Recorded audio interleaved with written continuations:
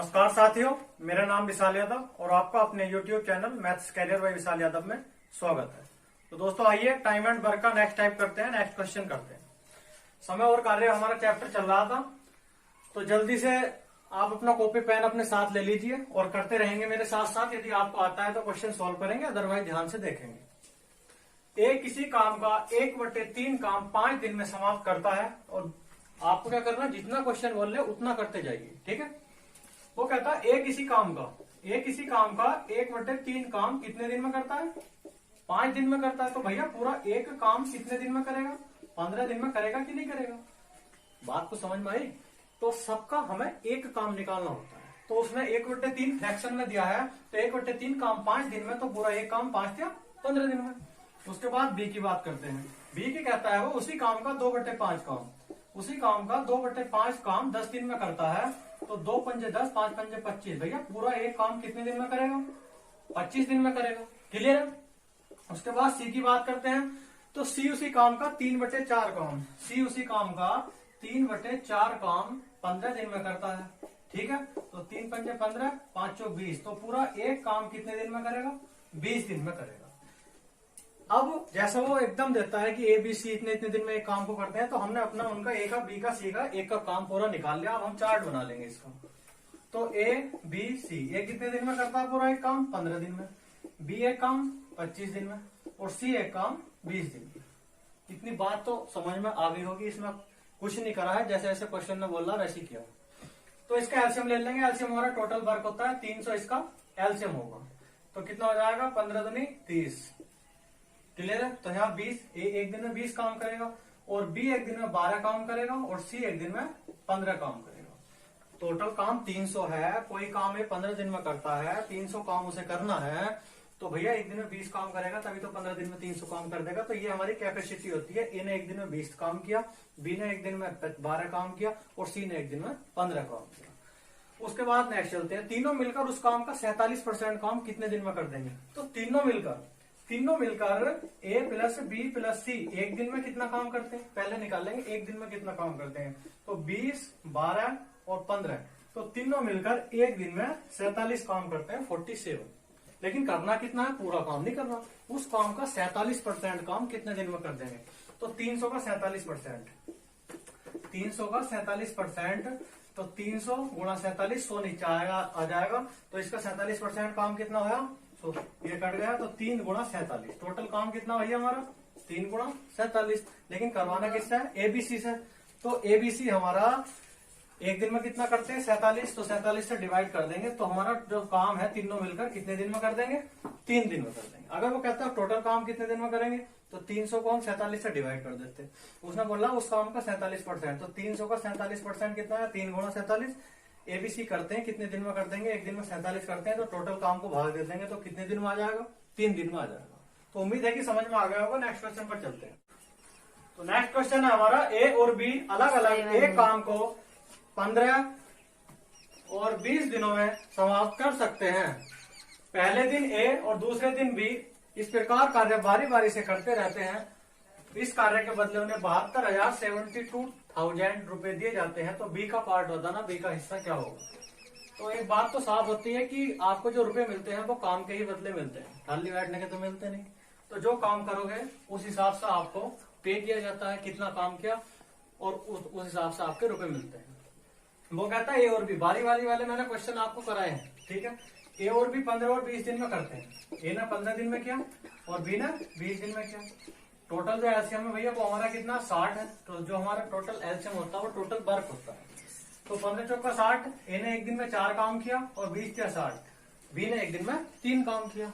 वो कहता है बारी बारी से, पहले दिन मतलब ए आया, फिर बी आया, फिर ए आया, फिर बी आया, मतलब इसी प्रकार कार्य बारी बारी से चलता रहता है। अगर आपसे पूछता कार्य कितने दिनों में समाप्त होता है, तो हम 7 से 60 को भाग देते थे। ऐसे क्वेश्चन मैंने कराए हैं आपको। लेकिन हमें रुपए देने हैं, रुपए डिवाइड करने हैं उनके। तो ए बी मतलब पहले दिन ए ने कितना काम किया? 4 और बी ने कितना काम किया? दूसरे दिन 3। मैंने आपको ये बताया था तब तक वो व्यक्ति वापस ना आ जाए जिसने काम स्टार्ट किया था, उतने दिन का हम पेयर बनाते हैं। तो पहले दिन ए ने 4 काम, दूसरे दिन बी ने 3 काम, टोटल काम 7 हुआ। अब ये टोटल काम 2 दिन में ही तो हुआ, मतलब मैंने 2 दिन को क्या कह दिया? एक पेयर कह दिया। 2 दिन में ही तो हुआ ये 7 काम। 7 काम 2 दिन में हुआ, तो मैंने 2 दिन को क्या कह दिया, एक पेयर कह दिया। पहले दिन है, दूसरे दिन भी फिर वही व्यक्ति आ गया जो स्टार्ट करा था, जिसने ए आ गया। मैंने बताया था जब तक वह व्यक्ति वापस ना आ जाए जिसने काम स्टार्ट किया है, तो उतने दिन का पेयर बनता है। तो ए बी का पेयर बन गया। क्लियर है। तो 2 दिन में एक पेयर में कितना काम होता है, 7। करवाना कितना है, 60। तो 7 से भाग गई 60 को, 7 अट्ठे 56। लेकिन काम अभी भी कितना शेष है, 4 शेष है। अब एक बात बताओ, 7 अट्ठे 56, ये मेरे पेयर ही तो आए हैं भैया। इतनी बात समझ में कुछ आ रही है नहीं आ रही। 7 अट्ठे 56, काम अभी 4 शेष है, तो ये पेयर ही तो है। अब एक पेयर में 2 दिन थे, और इस पेयर 2 दिन में हमारे ए और बी ही तो काम कर रहे थे। तो मैं ए और बी का काम अलग अलग निकाल दूंगा। ठीक है। तो ए कितना काम करता है, 4, तो 8 पेयर में कितना करेगा, 4 अट्ठे 32। बी कितना करता था, 3, 8 पेयर में कितना करेगा, 3 अट्ठे 24। अरे इतनी बात समझ में आई। हमने 7 से 60 को डिवाइड किया, तो 7 अट्ठे 56, 4 काम अभी शेष है। ये पूरा पूरा कट जाता तो हम इस रेशो में काम को डिवाइड कर देते, लेकिन पूरा पूरा नहीं कटा, उसे ही बताऊंगा आगे को। तो 7 अट्ठे 56, ये इस 8 पेयर में ए और बी ने ही तो काम किया है। तो इस ए बी का काम हमें अलग अलग निकाल लेंगे। तो 8 चौक 32 से एक दिन में 4 काम करता है, तो 8 दिन में 8 चौक 32। बी एक दिन में 3 काम करता है, तो 8 में कितना करेगा, 8 से 24। इस 8 से गुणा इसलिए किया है क्योंकि 8 पेयर में ए और बी दोनों चल रहे हैं। लेकिन काम भैया 4 शेष था, तो अब बारी उसकी ही रहेगी दोबारा जिसने काम स्टार्ट किया था। किसने, ए ने। ए कितना काम कर सकता, 4, तो हम इसमें 4 काम ए में और ऐड कर देंगे। अगर काम बचता 5, तो 4 इसमें करते, 1 इसमें करते। बात समझ पा रहे हो। हमें दिन नहीं निकालने की एक दिन ऐड कर दिया, हमें काम निकालना कि कितना काम करा। तो 4 काम बचा, तो बारी द्वारा किसकी होगी, जिसने स्टार्ट किया था ए। तो 1 में ऐड कर देंगे, 4 काम बचा, तो 32 + 4 36। तो टोटल 36 काम ए ने किया और 24 काम बी ने किया। इतनी बात समझ में आई। मान लीजिए 6 बचता, तो 4 काम, इसकी कैपेसिटी 4 की है ना केवल की, तो 4 यहाँ ऐड कर देते, 2 बचा तो 2 यहाँ कर देते। उस प्रकार हम करते चले जाते हैं। तो ए बी के काम का रेशो निकाल लिया। मत निकाल लो रेशो, ऐसे भी हो सकता है, लेकिन रेशो से शॉर्ट हो जाता है। तो ए ने 36 काम किया, बी ने 24 काम किया, तो 12 दूनी 24, 12 36। जो उनके काम का रेशो है वो कितना आया, 3:2 आया। लेकिन हमें तो भैया रुपए बांटने हैं ना, रुपए उनके काम के अनुसार बटेंगे। हमें काम का पता चल ही गया कि ए ने 3 काम किया, बी ने 2 काम किया। किसका पूछा, बी का हिस्सा पूछा। टोटल काम कितना होता, 5। टोटल रुपए कितने हैं, 72,000। तो 5 किसके बराबर, 72,000 के बराबर। और 1 किसके बराबर, 5 का ना 5, 5 चौक 20, 5 चौक 20, 14,400 के बराबर। अब एक बात बताओ, बी का हिस्सा पूछा, तो बी का कितना है, 2। बी ने काम 2 किया, तो गुणा 2 कर देंगे। और 2 गुणा करा तो हमारा कितना हो जाएगा, ये हो जाएगा 14 दूनी 28,800 रुपए। अरे बात को समझ में आई। तो हमने इसके काम के अनुसार इसके रुपए बांट दिए। टोटल 5 काम था, टोटल रुपए 72,000 थे। 5 72,000 के बराबर, 1 14,400 के बराबर। बी का हिस्सा निकालना था, बी का हिस्सा 2 है, तो गुणा 2। तो इस प्रकार हमारे इस 72,000 रुपए में से बी को 28,800 रुपए मिलते हैं। उम्मीद है समझ में आ गया होगा। नेक्स्ट क्वेश्चन पर चलते हैं। तो दोस्तों नेक्स्ट क्वेश्चन है, PQR की क्षमता का अनुपात 3:5:9 है। तो PQR की क्षमता का अनुपात, कार्य क्षमता का उसने हमें अनुपात दिया है, कैपेसिटी का उसने हमें रेशो दिया है, तो वो हम एक साइड लिख लेंगे। तो PQR की क्षमता का अनुपात है 3:5:9। इसका मतलब ये है कि P हमारा एक दिन में 3 काम करता है, Q हमारा एक दिन में 5 काम करता है, और R हमारा एक दिन में 9 काम करता है। तो उसने हमें कार्य क्षमता का रेशो दिया। फिर कहता है PQR की कुल मजदूरी 13, 15, 19 दिन के लिए काम करने पर इतने रुपए 8,500 रुपए मिलते हैं। कहने का मतलब है हमारा P ने कितने दिन काम किया, 13 दिन, और हमारा Q ने कितने दिन काम किया, 15 दिन, और हमारा R ने कितना काम किया, 19 दिन। इतने दिन और इतने दिन काम करने पर कुल उन्हें 8,500 रुपए मिलते हैं। तो पहले हम इनका टोटल काम निकाल लेंगे। P ने 13 दिन काम किया, एक दिन में 3 काम करता है, तो टोटल काम जब निकाल लेंगे वो है से निकलेगा। तो टोटल काम कितना हुआ, 39।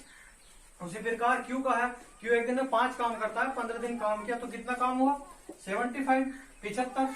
उसी प्रकार R का है, 9 काम एक दिन में करता है, 19 दिन काम किया, तो 19 9 171। तो जो हमारा R का काम है वो कितना है, 171 है।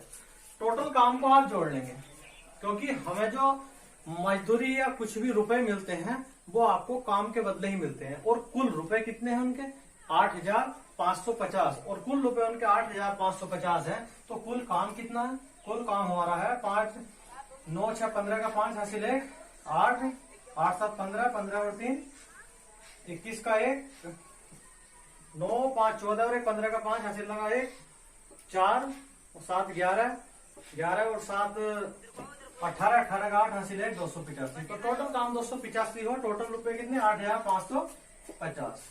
तो 285 8,550 के बराबर एक कितने के बराबर? एक बचेगा 2 या 6 लगभग 30 के बराबर। बात समझ रहे? तो एक कितने के बराबर आया हमारा? 30 के बराबर आया। लेकिन अभी हमारा क्वेश्चन खत्म नहीं होता है। अभी नेक्स्ट उसने कहा है कि तीनों की कुल मजदूरी क्या होगी जब हमारा भैया क्षमता का अनुपात, तो यहाँ भी उसने यही दिया है 3, 5, 9, लेकिन उसने हमारे दिन चेंज कर दिए। वो कहता है तीनों की मजदूरी कुल बतानी है जब पी तो करता है 7 दिनों के लिए काम, क्यू करता है हमारा 13 दिनों के लिए काम, और हमारा आर करता है 11 दिनों के लिए काम। तो 7 क्या 21, टोटल काम कितना हुआ? 21, 13 पंजे 65 और 11 नंबर 99। तो टोटल काम हमारा हुआ 21, 65 और 99। तीनों को हम ऐड कर लेंगे, तो तीनों को ऐड कर लेंगे तो हमारा कितना आएगा? 185। अरे बात को समझ में आई है नहीं है?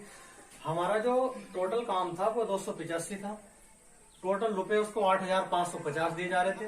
तो 285 इतने के बराबर, एक कितने के बराबर? 30 के बराबर, क्योंकि काम के ही बदले रुपए मिलते हैं। लेकिन वो कहता है यदि पी 7 दिनों के लिए काम करे, क्यू 13 दिनों के लिए काम करे और आर 11 दिनों के लिए काम करे, तब कुल मजदूरी क्या होगी? तो कैपेसिटी तो यहाँ भी उतनी थी, तो कुल काम निकाल लेंगे। पी ने 3 काम एक दिन में करता, 7 दिन काम किया, तो कुल काम 7 से 21। उसी प्रकार कुल काम 65 और 99। तो टोटल काम 185, एक 30 के बराबर था। हमें उसकी कुल मजदूरी निकालनी है, क्या होगी इसके हिसाब से?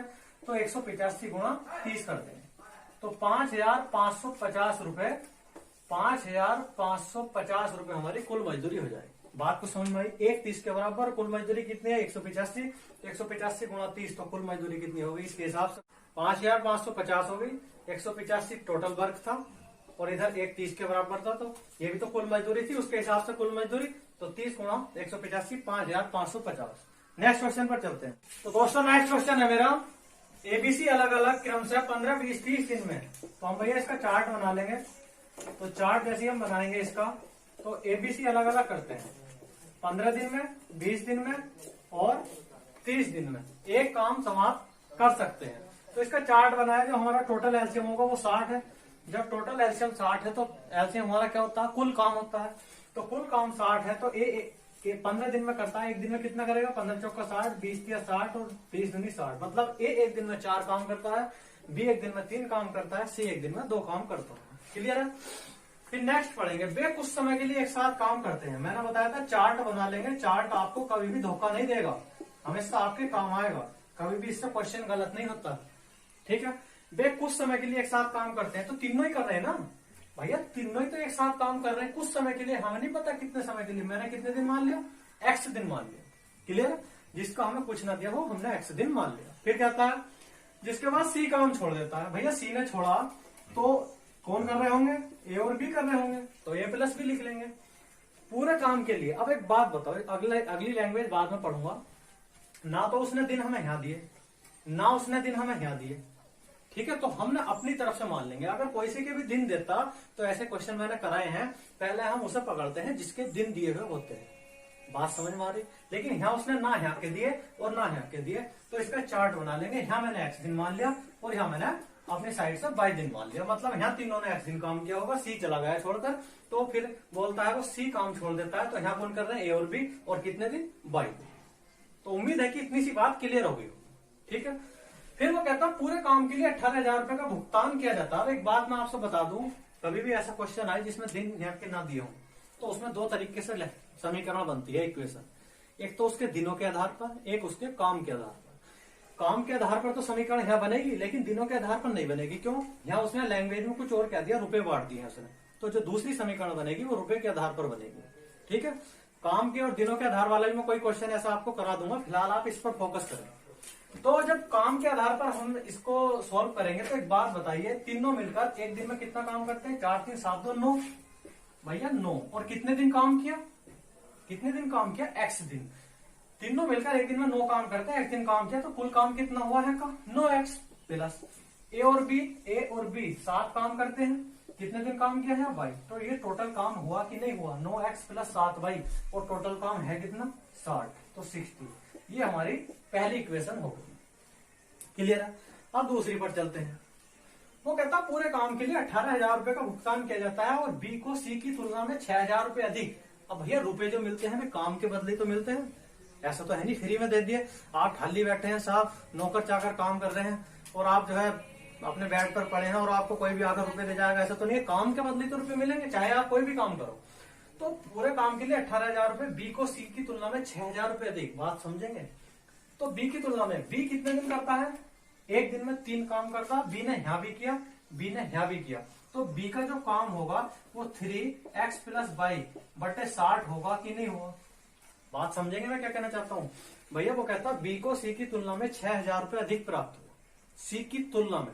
तो पहला तो हम बी का काम निकाल लेंगे कि कुल काम का कितना काम है बी का। तो बी एक दिन में 3 काम करता, बी ने यहां भी काम किया, यहां भी काम किया, तो 3x प्लस वाई काम किया बी ने, लेकिन कुल काम का ही तो किया, और कुल काम कितना है 60। उसके बाद सी की तुलना में करता है ना, तो मैं जहां भी तुलना वगैरह करे वहां माइनस होता है, कुछ नहीं सोचना आपको, डायरेक्ट माइनस कर देना। सी की तुलना में सी एक दिन में कितना करता है 2 काम, और सी ने केवल यहाँ किया तो 2x, और कुल काम का कितना करता है 60। वो कहता है कि बी को सी की तुलना में 6,000 रुपए अधिक मिले, तो ये कुल काम के निकाल लेंगे हम। कुल कितने रुपए मिल रहे थे, कुल 18,000। ये बात समझ में आई है नहीं है, एक बार और देखेंगे। बी को सी की तुलना में 6,000 रुपए अधिक मिलते हैं, इस बात से समीकरण बनाएंगे। आप एक बात बताइए, आप 2 दोस्त हैं, मैंने दोनों को 500 रुपए दिए, ठीक है, बात समझ में आई। मैं कहता हूं कि भैया ए का हिस्सा बताओ। अगर ए अनुपात बी बराबर 2:3 है, तो आप क्या करते हैं 2/5 गुणा 5, तो यही तो करते हैं। कुल काम नीचे आता है ना, और जिसका पुष्ट था वो ऊपर आता है। इतनी बात समझ में आई। तो बी को सी की तुलना में 6,000 रुपए अधिक, तो काम के बदले ही तो रुपए हैं। तो बी को कितने थे 3, एक दिन में 3 काम करता, x प्लस वाई उसने काम किया, तो कुल काम का ही तो किया, तो 3x प्लस वाई बटे 60। उसके बाद सी है, सी एक दिन में 2 काम करता, कितने दिन काम किया सी ने x दिन, तो 2x, कुल काम का ही तो किया, कुल काम कितना बटे 60, कुल काम के रुपए बटे हैं। तो 6,000 रुपए मिले, उसकी तुलना में माइनस कर दिया मैंने, 6,000 रुपए मिले, कुल रुपए के ही तो 6,000 रुपए मिले, और कुल कितने मिले थे 18,000, तो 6 बटे 18, तो ये कितना आ जाएगा 1/3। अरे भैया बात समझ में आ गई है नहीं है। इससे हम समीकरण बना लेंगे, इसे सोल्व कर लेंगे। तो 3x plus 3y minus 2x, यहाँ आपका एलसीएम 60 है, तो 60 उधर ले जाएंगे या काट देंगे इसमें, 20 के 60 तो बराबर 20 हो जाएगा। बात समझ में आई है नहीं। 3x माइनस 2x, तो x प्लस 3y बराबर 20 हो जाएगी। ये भैया मेरी दूसरी समीकरण आ गई। अब मैं दोनों को सोल्व कर लूंगा, पहली से और दूसरी से, ठीक है, दोनों को सोल्व कर लेंगे। तो दूसरी मेरी x प्लस 3y है और 9x प्लस 7y है। तो ऐसा जब आप सोल्व करेंगे तो आपका x बराबर 2 और y बराबर 6 आएगा। x बराबर 2 और y बराबर 6 आ जाएगा। सोल्व कर लेंगे, कोई बड़ी बात नहीं है। सोल्व कैसे करेंगे, 2 तरीके होते हैं। x प्लस 3y बराबर 20 लिख ली, और इधर लिख ली 9x plus 7y। 9x plus 7y बराबर 60। तो इसे सोल्व कर लेंगे। चाहे तो आप इसे काटा फिट्टी से सोल्व कर लो, 2 तरीके सोल्व हो जाते हैं। चाहे ऐसा कर लो कि 9 के 27 और 7 का 7, तो 21, और उसके बाद इनकी मल्टीप्लाई करेंगे, 20 7 140, 8 180। किसी भी प्रकार हम कर सकते हैं, तो हमारा सोल्व हो जाएगा। बात को समझ में आई। अरे इस तरीके से बता रहा हूँ, 9 के 27 7 का 7, तो 27 माइनस 7 कितना हुआ, 27 माइनस 7 20 हुआ, तो 20x, और 60 के 180, 20 7 140, 180 माइनस 140 कितना हुआ 40, तो x बराबर 2 आया कि नहीं हुआ। डायरेक्ट भी कर सकते हो, काटा फिट्टी से भी कर सकते हो। तो x बराबर 2, तो y बराबर 6। उसने पूछा हमसे कि ए ने कितने दिन काम किया। भैया ए ने तो यहाँ x दिन में भी किया था, ए ने y दिन में भी किया, तो ए x प्लस y दिन काम करेगा, मतलब 2 प्लस 6, तो ए ने हमारा 8 दिन काम किया। इतनी बात क्लियर है कि नहीं है। वो पूछता है कितने दिन काम करेगा, तो x प्लस y दिन करेगा, तो 2 प्लस 6 8 दिन, तो मतलब इन्हें कितने दिन काम किया, 8 दिन काम किया। तो उम्मीद है कि समझ में आ गया होगा। बाकी वीडियो पॉज करके देख लेंगे। अच्छे लेवल का क्वेश्चन है, थोड़ा ध्यान से करेंगे। नहीं समझ में आता तो दोबारा बता दूंगा, कमेंट में बता देना आप। बाकी समझ में अगर आता तो वीडियो को लाइक शेयर सब्सक्राइब कर दिया, ठीक है। तो नेक्स्ट क्वेश्चन के साथ नेक्स्ट वीडियो में मिलेंगे। जय हिंद, जय भारत।